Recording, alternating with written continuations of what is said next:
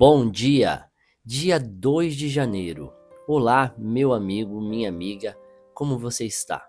Hoje já é o segundo dia do ano. E o que você tem feito? Já está na direção dos seus sonhos? Ou ainda está esperando acontecer algo maravilhoso em sua vida sem que você faça nada? Vamos lá, hein? Já é o nosso segundo dia do ano. Temos um dia a menos já e precisamos ir na direção que a gente deseja, na direção dos nossos sonhos, na direção daquilo que Deus tem para nós. E o devocional de hoje vai te ajudar a fazer isso. Vamos nos preparar para o devocional então. Sente-se em algum lugar tranquilo e respire profundamente. Se você souber fazer respiração diafragmal, então faça respiração diafragmal. É essa que eu faço todos os dias nesse momento. Relaxe o seu corpo, relaxe os seus ombros. Se você estiver deitado, não tem problema. Continue deitado, respire profundamente. Relaxe cada membro do seu corpo, relaxe os seus dedos, relaxe suas mãos, relaxe os seus braços, os seus ombros, relaxe o pescoço. Permaneça sentado ou deitado. Respire profundamente. E agora, pense em 3 coisas pelas quais você é grato, ou declare essas coisas a Deus. Eu gosto de declarar. Se eu estiver sozinho, eu declaro a Deus as 3 coisas pelas quais eu sou grato. Pode ser qualquer coisa que você deseja declarar. Por exemplo, Pai, sou muito feliz e grato por estar vivo no dia de hoje. Pai, sou muito feliz e grato por ter um coração que bate, saudável, que manda sangue para todos os meus órgãos e me mantém vivo. Pai, sou muito feliz e grato pelo oxigênio que eu respiro, essa fonte de vida maravilhosa que o Senhor criou. Pai, sou muito feliz e grato pelo alimento. Pai, sou muito feliz e grato pelos equipamentos que o Senhor me proporcionou para que eu pudesse fazer esse devocional e transmiti-lo a milhares de pessoas em volta do nosso planeta. Obrigado pela luz, obrigado pelo aparelho smartphone que eu estou usando, obrigado pelo computador, obrigado pela energia elétrica, pelo microfone. Pai, muito obrigado. Agora, além de falar a Deus as coisas pelas quais você é grato, coloque esse sentimento de gratidão no seu coração. E com esse sentimento de gratidão, mentalize aquela luz divina que existe dentro de cada um de nós. A luz que Deus colocou no momento da criação. Quando você nasceu, Deus colocou em você também a luz divina. Essa luz se expande dentro do seu corpo, alcançando todas as partes do seu corpo. Mentalize ela se expandindo gradativamente, o tamanho do seu tórax, dos seus ombros, aumentando, alcançando a ponta da sua cabeça, o topo da sua cabeça, a ponta dos seus pés. Tudo. E essa luz, ela vai imaculando cada célula do seu corpo.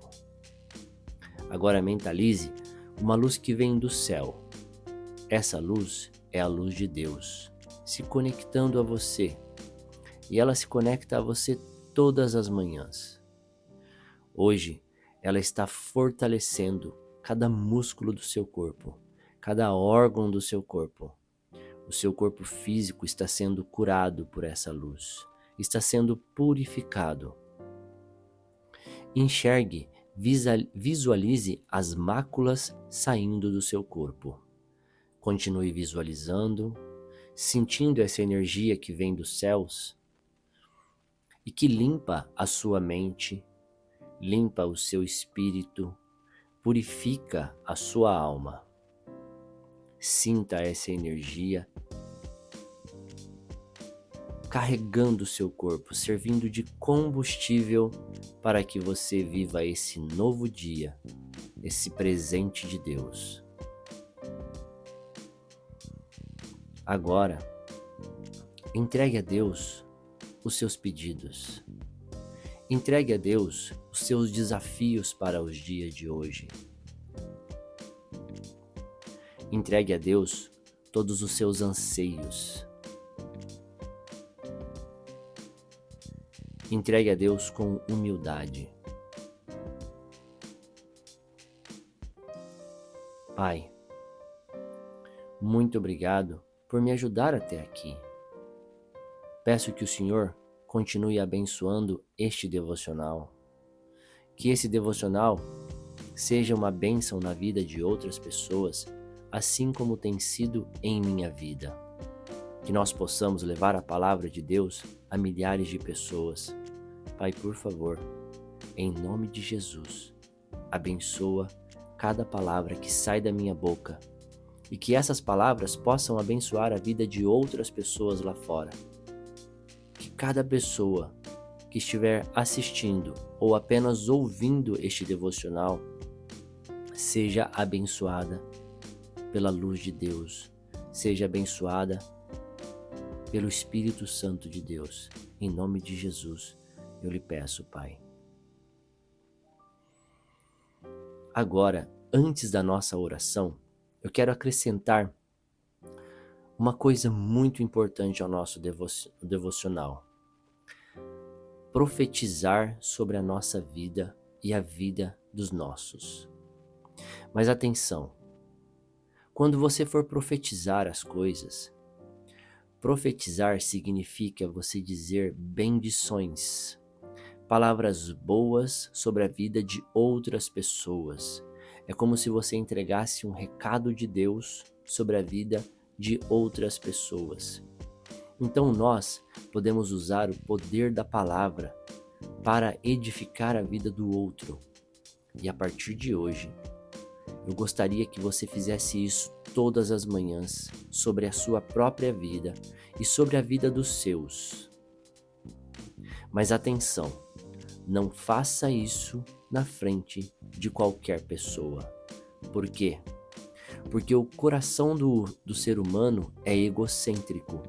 E se você fizer uma profetização aos seus filhos, ou ao seu marido, ou à sua casa, na frente de alguém que não deseja o seu bem, o coração dessa pessoa pode se amargurar, pode ficar cheio de ego e sentir inveja de você.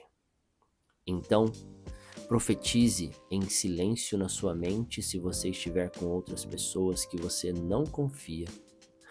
Ou, se você estiver sozinho ou com apenas as pessoas do seu círculo pessoal, então profetize em voz alta, não tem problema. Ok? O que você faz em secreto, somente você e Deus, é o mais importante. Não importa se você vai dizer a outras pessoas aquilo que você faz aqui neste devocional. Isso não é importante. O importante é que Deus veja o que você está fazendo. Ok? Então vamos lá. Comece a profetizar sobre a vida da sua família. Senhor, eu profetizo sobre a vida da minha esposa.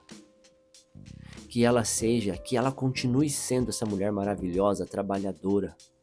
Essa mulher que busca algo melhor para a vida, que é abençoada por Deus em tudo aquilo que faz. A sua saúde está sendo regenerada.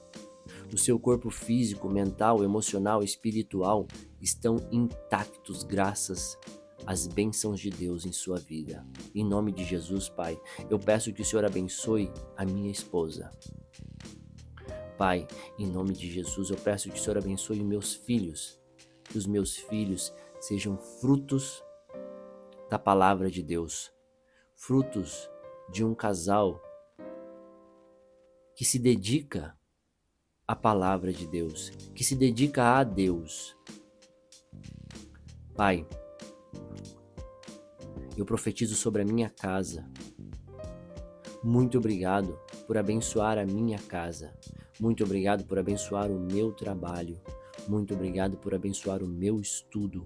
Muito obrigado por abençoar esse devocional. Isso, profetize sobre a vida dos seus. Sobre todos os seus. E agora, vamos para a nossa oração. Senhor, fazei de mim um instrumento de vossa paz. Onde houver ódio, que eu leve o amor. Onde houver ofensa, que eu leve o perdão. Onde houver discórdia, que eu leve a união. Onde houver dúvidas, que eu leve a fé. Onde houver erro, que eu leve a verdade. Onde houver desespero, que eu leve a esperança. Onde houver tristeza, que eu leve a alegria. Onde houver trevas, que eu leve a luz. Ó Mestre, fazei que eu procurei mais consolar que ser consolado, compreender que ser compreendido, amar que ser amado, pois é dando que se recebe, é perdoando que se é perdoado, e é morrendo que se vive para a vida eterna. Amém. Porque sou eu que conheço os planos que tenho para vocês, declara o Senhor. Planos de fazê-los prosperar, não de causar dano. Planos de dar a vocês esperança e um futuro. Jeremias, capítulo 29, versículo 11. O início deste ano é propício para ter as esperanças renovadas e gerar grandes expectativas para a nova temporada que nos aguarda. Iniciar nossos dias com um tempo devocional é o primeiro passo e a melhor decisão para uma vida transformada e completa. Transformar significa mudar fundamentalmente, renovar completamente, abrir caminho para uma nova realidade. Assim como a borboleta, ao superar seu tempo de recolhimento, deixa seu casulo para trás para poder voar. Este é o convite para esta nova estação. Deixar para trás o que não serve mais, permitir que novas oportunidades e experiências descortinem nosso futuro.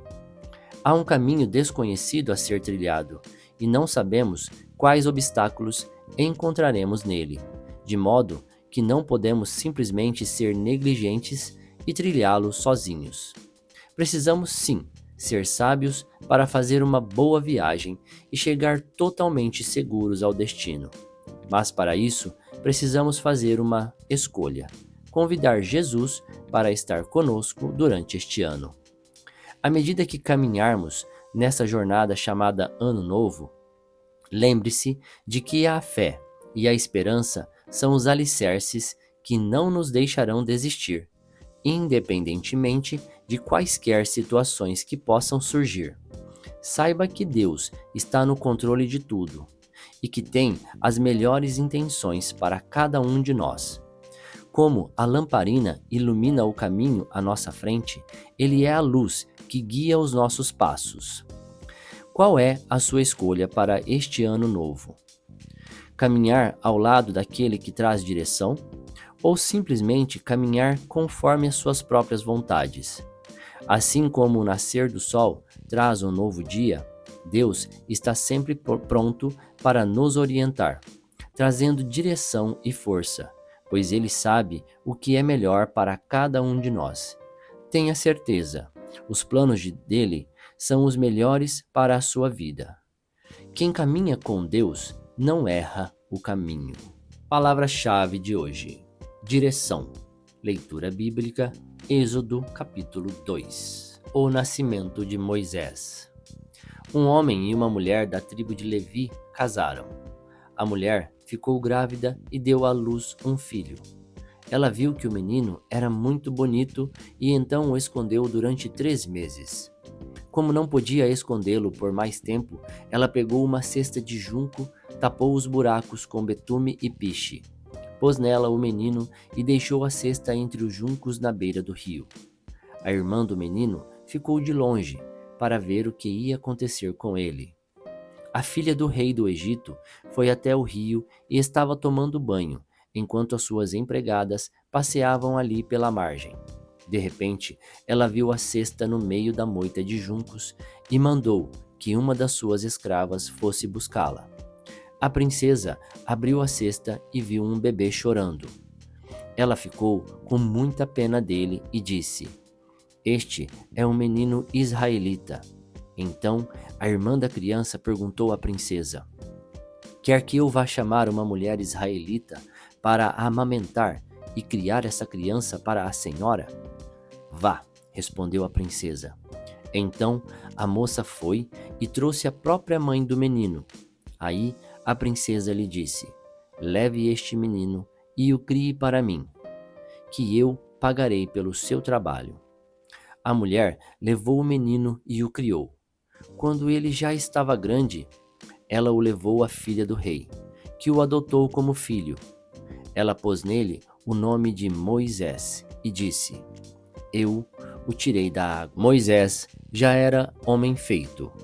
Um dia, ele saiu para visitar o seu povo e viu como os israelitas eram obrigados a fazer trabalhos pesados.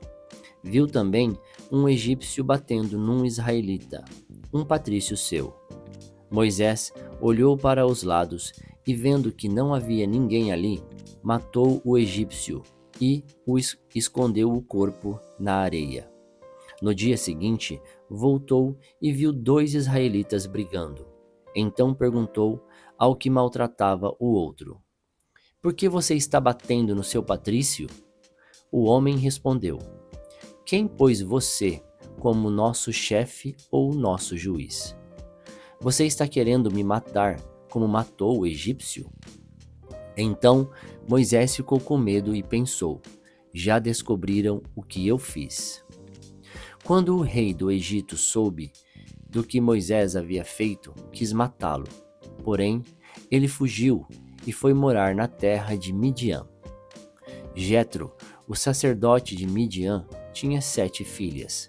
Certo dia, quando Moisés estava sentado perto de um poço, elas vieram tirar água e encheram os bebedouros para dar de beber às ovelhas e às cabras do seu pai. Então chegaram alguns pastores e começaram a enxotar as moças dali. Porém, Moisés se levantou e as defendeu e deu água aos animais. Quando elas voltaram ao lugar onde o seu pai estava, ele perguntou: "Por que é que vocês voltaram tão cedo hoje?"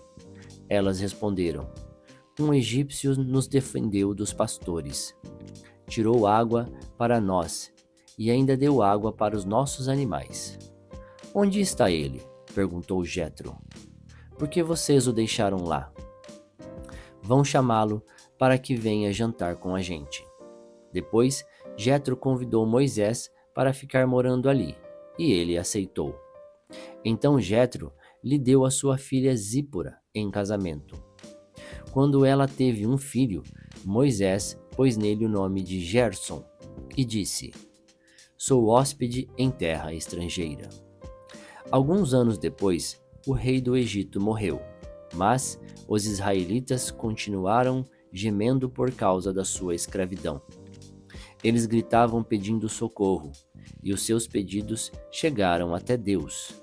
Deus ouviu os gemidos deles e lembrou da aliança que havia feito com Abraão, com Isaque e com Jacó. Deus viu a escravidão dos israelitas e ficou preocupado com eles. Bom, na reflexão de hoje eu quero trazer 2 pontos. O primeiro ponto é sobre o livro Café com Deus Pai, que ele fala sobre devocional, sobre você começar o seu dia devocionando um tempo seu a Deus. Por que é importante que a gente se devote a Deus por um período todos os dias? Porque é o seguinte: dê a Deus o que é de Deus e dê a César o que é de César. Não é assim que foi falado? Então é o seguinte, olha, Pensa da seguinte forma: se você está passando por um momento complicado na sua vida financeiramente, por exemplo, a única coisa que talvez você tenha seja realmente tempo. E o tempo é uma das coisas mais importantes que a gente tem. Em primeiro lugar, eu considero ter Deus é a coisa mais importante, e em segundo lugar, ter tempo. Sem tempo, eu não conseguiria ter tempo com a minha família, não teria tempo para trabalhar, não teria tempo para fazer devocional, não teria tempo para gravar, editar os vídeos, nada disso. Então, o tempo ele é muito importante, concorda? E quando você pega uma das coisas mais importantes que você tem e devociona ao seu Criador, você está usando uma boa parte do que você tem para dar a Ele. E quando você entrega tempo de qualidade a Deus, Deus entrega tempo de qualidade a você. Então, ou seja, o devocional é muito importante. E segundo, ele é o Pai de todas as coisas. Ele criou todas as coisas. Então, ele tem conhecimento e sabedoria para poder compartilhar com você. Então, se você ainda não faz um devocional na tua vida e está chegando hoje nesse vídeo, ou está chegando hoje nesse áudio, nesse podcast, então pense, a partir de hoje eu vou devocionar pelo menos durante 30 dias. E eu tenho certeza que daqui a 30 dias você vai escrever um comentário para mim dizendo: Paulo, a minha vida mudou porque eu estou dedicando um tempo do meu dia a me conectar a Deus e a buscar conhecimento e sabedoria divina, ok? Então, se você ainda não sabe para que serve um devocional, então se permita, não confie no que eu estou dizendo, apenas se permita ficar 30 dias conosco, 30 dias fazendo esse devocional, para você ver se a sua vida, a vida da sua família, não vai mudar completamente. Segunda parte da reflexão, primeira coisa, eu quero trazer um pouquinho da Bíblia para vocês, mas olha só, a Bíblia que eu tô lendo aqui é da Sociedade Bíblica do Brasil, nova tradução da linguagem de hoje. E essa nova tradução na linguagem de hoje, ela traz formas mais fáceis de entender a Bíblia. Isso é bom, porém, nós precisamos ter cuidado com algumas coisas, porque todo texto sem contexto se torna pretexto. Então, o que acontece? Se a gente não entender o contexto da história, por exemplo, por que a princesa, filha do rei, estava lá na beira do rio? Na verdade, ela estava lá na beira do rio, chorando e implorando a Deus por um filho, porque ela queria ter um filho. Essa parte da história não está nessa tradução da Bíblia, nessa tradução bíblica. Ela não está aqui, porém, ela está em hebraico, ela está escrito lá nos originais, que ela estava angustiada e clamando a Deus para que Deus trouxesse um filho para ela.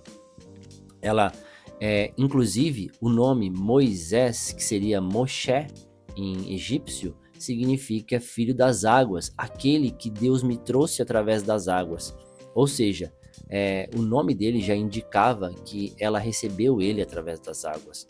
Então, ou seja, parece uma coincidência que a mãe dele teve que colocar ele num barquinho e jogar ele no rio, e aí ele descer e aparecer, e a irmã dele ficou tomando conta do barquinho para ver se o barquinho não ia virar, talvez se o bebê ia morrer.